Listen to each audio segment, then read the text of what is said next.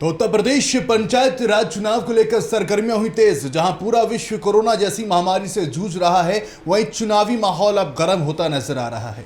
सरपंच चुनाव को लेकर उम्मीदवार रात दिन एक कर जुटेंगे वोट बटोरने में। वहीं साधना डिजिटल न्यूज की टीम पहुंची है धरातल पर। क्या होंगे मुद्दे और मसले, क्या होंगे चुनावी वादे, जनता किसे चुनेगी गांव का मुखिया और कौन होगा गांव का भविष्य, जनता करेगी ये तो तय। देखिए चुनाव को लेकर क्या है गांव की कहानी, खुद उम्मीदवार की जुबानी। साधना डिजिटल न्यूज उत्तर प्रदेश पर। गांव की सरकार में आप सबका स्वागत है। आज हम पहुंचे हैं ग्राम पंचायत नगला गलू। युवा, इस क्षेत्र के सबसे युवा प्रधान प्रत्याशी के रूप में हमारे सामने आ रहे हैं विमल यादव।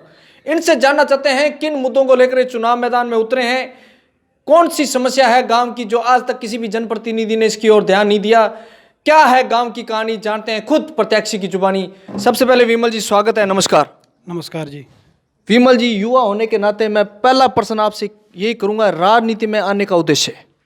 राजनीति में सर हमारा आने का उद्देश्य ये है गांव का विकास। बिल्कुल। हाँ जी। गांव का विकास 70 साल से क्या गांव का विकास नहीं हुआ? नहीं हुआ। क्या कारण रहा विमल जी? कारण ये रहा कि एक पक्ष ही मतलब यहाँ पे एक पक्ष ने शासन किया, ये कारण रहा। बिल्कुल। अब जनता क्या परिवर्तन चाहती है?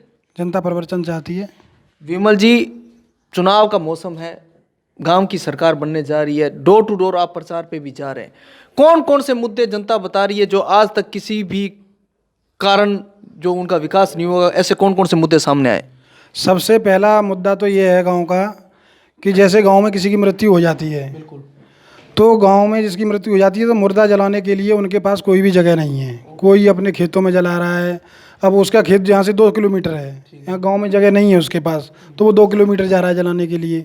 ठीक है ना। सबसे बड़ा मुद्दा तो है मरघट का, जो कि गांव में एक मुर्दाघर यानी एक मरघट होना चाहिए। शमशान भूमि बिल्कुल भी नहीं है। ग्राम पंचायत के पास क्या जमीन नहीं है? बिल्कुल भी। ग्राम पंचायत के पास काफ़ी ज़मीन है, लेकिन इन्होंने आज तक कोई भी मरघट की व्यवस्था नहीं करी है। ये एक मुद्दा आपके लिए अहम रहेगा, जो जनता ने समस्या बताई है ये वाली। हाँ, ये वाली समस्या बताई है। दूसरी समस्या ये है कि पानी का कहीं भी भंडार करने के लिए कहीं भी तालाब नहीं है, जहाँ पर गांव का पानी एकत्रित हो सके। किसी के खेत में पानी चल रहा है, कहीं नालियों में, नालियाँ का जो पानी है उसका कहीं सुचारू रूप से एक जगह एकत्रित होने के लिए कहीं भी तालाब नहीं है, जहाँ पर पानी इकट्ठा हो सके। अब रोड तो चलो ठीक है, रोड बन जाती है। अब जब पानी का निकास नहीं रहेगा तो वो रोड फिर से खराब हो जाएगी, पानी भरा रहता है रोडों पे। नहीं, गंदे पानी का निकास की बात करूं, वो भी सुचारू रूप से चल रहा है या नहीं चल रहा? मैंने देखा सड़कों पे पानी बहुत गंदा फैला हुआ है। ऐसी कोई समस्या आ रही है आपके गांव में? गांव में पानी की तो पूरी समस्या है। गांव का कहीं निकास नहीं है पानी का। हमारे खेत में चल रहा है 10 साल से पानी।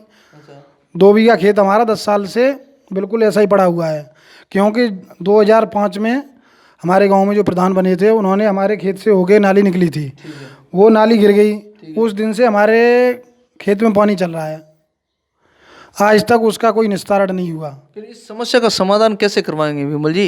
इस समस्या का समाधान ये है साहब कि मान लो हमारे यहाँ भी मतलब ज़मीन है, ठीक है, तालाब की ज़मीन भी है, ग्राम समाज भी है, जहाँ पर मरघट का निर्माण हो सकता है, तो वो हम कराएंगे। विमल जी, युवा होने के नाते मैं एक प्रश्न करना चाहूँगा शिक्षा पर। कहते हैं शिक्षा का ज्ञान सबसे बड़ा ज्ञान है, कुरान और ग्रंथों में भी लिखा हुआ है। शिक्षा के प्रति ग्राम पंचायत का स्तर क्या है? अगर जनता आपको प्रधान चुनती है तो आपके क्या प्रयास होंगे बालिका शिक्षा को लेकर? सर ऐसा है कि एक तो यहाँ से एटा नज़दीक है, ठीक है, तो ज़्यादातर हमारे गांव की 50% जो लोग हैं उनके एटा में मकान हैं, तो वो लोग वहाँ रह करके अपने बच्चों की पढ़ाई कराते हैं। तो गांव में क्या है, 2 प्राइमरी स्कूल हैं, एक 5वीं तक है, एक 8वीं तक है, जूनियर और एक प्राइमरी। फिर भी हम ये कोशिश करेंगे कि गांव में अच्छी पढ़ाई की सुविधा की जाए। हाँ। बालिका शिक्षा भी स्कूल है या नहीं है? बालिका शिक्षा का कोई स्कूल नहीं है, उसका हम प्रयत्न करेंगे बालिका शिक्षा का एक स्कूल अलग खोला जाए। विमल जी, रोजगार की बात करूं, रोजगार के क्या संसाधन है? युवा वर्ग को लिए एटा ही जाना पड़ रहा है या लोकल स्थायी रोजगार के कोई इंडस्ट्री वगैरह लगी हुई है आपके गांव पंचायत में? गांव पंचायत में हमारे में कोई इंडस्ट्री नहीं लगी है, नहीं कोई रोजगार है, एटा जाते हैं लोग बाग। एटा के लिए रोजगार? हाँ, एटा के लिए। विमल जी, युवा होने के नाते फिर मैं युवाओं के लिए ही एक प्रश्न करना चाहूँगा। आप भी युवा हैं, आपको भी लगा होगा युवा वर्ग आजकल नशे में बहुत ज़्यादा लिप्त होता जा रहा है। आपके क्या प्रयास रहेंगे ग्राम पंचायत को नशा मुक्त किया जाए? ग्राम पंचायत को नशा मुक्त करने के लिए हमारे पास सबसे पहला उपाय ये है कि हम यहाँ पे अपने यहाँ पे ज़मीन जो खाली पड़ी हुई है उसमें एक कीड़ा स्थल बनवाएंगे, ठीक है, जिससे क्या है लड़के जब एक को देख के एक मतलब उत्साह बढ़ता है उसके अंदर। तैयारी भी हो जाएगी। हाँ, तैयारी भी।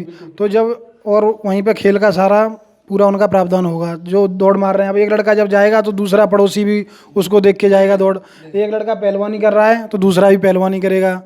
तो जब संसाधन नहीं है तो फिर इतने लड़के कर नहीं पाते हैं, क्योंकि यहाँ से हमारे यहाँ से जो हमारा मेन रोड है 2 किलोमीटर है। यहाँ पे कहीं भी दौड़ने की हमारे गांव में सुविधा नहीं है बच्चों के लिए तैयारी करने के लिए। यही कारण है कि हमारे यहाँ कम से कम 5 साल से कोई लड़का आर्मी में भर्ती नहीं हुआ है, क्योंकि उनके पास दौड़ने के लिए व्यवस्था ही नहीं है। अब यहाँ से 2 किलोमीटर अगर बंदा दौड़ मारने जाता है, फिर वहाँ जाके फिर दौड़ मारता है, फिर 2 किलोमीटर, कम से कम 6 किलोमीटर पड़ता है। अगर कहीं ग्राउंड वगैरह हो और उस पर खतरा भी काफ़ी है, क्योंकि रोड चलता है बराबर। और यहाँ कई बार ऐसे एक्सीडेंट भी हो चुके हैं, जो लड़कों को दौड़ मार रहे हैं उनके ऊपर, जैसे ड्राइवर सो गया गाड़ी चलाते हुए, सुबह के टाइम नींद आती है, कोई दारू पी के ही चला रहा है। तो अगर कोई समुचित व्यवस्था होगी कीड़ा स्थल की, तो उससे गाँव में मान लो जब वो लड़के खेलने में उसमें रहेंगे तो नशा में उतना ध्यान नहीं रहेगा लोगों का। विमल जी, जनता अगर प्रधान बना देती है तो पहला कार्य कौन सा होगा जो ग्राम पंचायत में करवाया जाएगा? सबसे पहला काम सर हमारा ये है कि जो प्रधानमंत्री जी ने जो योजना चलाई थी, तो हमारे गांव में कोई भी एक भी लैट्रिन नहीं बनी है। और ये कर दिया परंतु बना नहीं, धरातल बना नहीं, धरातल पे कोई पूरे गांव के अंदर 20 लैट्रिन तैयार नहीं है जो कि सुचारू रूप से चालू हों। तो जितनी भी हमारे गांव में जैसे बुजुर्ग महिलाएं हैं, बड़े बूढ़े हैं, उनके लिए दिक्कत है, तो उनके लिए सबसे पहले तो ये शौचालय वाला काम किया जाएगा। नहीं विमल जी, जब चुनाव आते हैं सभी प्रत्याशियों को वादे याद आ जाते हैं, क्या ये वादे धरातल में पूरे होते हैं क्या? ऐसा है, हम तो पहली बार चुनाव लड़े हैं, तो हम तो यहाँ तक है कि 4 साल से हम मेहनत कर रहे हैं और हम हर वादा अपना पूरा करेंगे।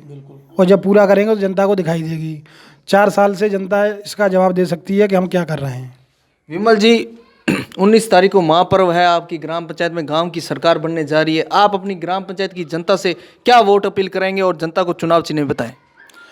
मैंने अपनी जनता से यही अपील की है कि मैं 4 साल से आपकी सेवा के लिए तत्पर खड़ा हूँ और आगे भी खड़ा रहूँगा। मेरा चुनाव चिन्ह है कार।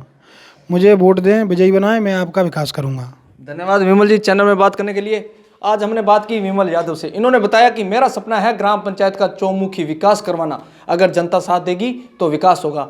देखते रहे साधना न्यूज। मैं शंकर बंसारी, मेरे सहयोगी अजय शर्मा।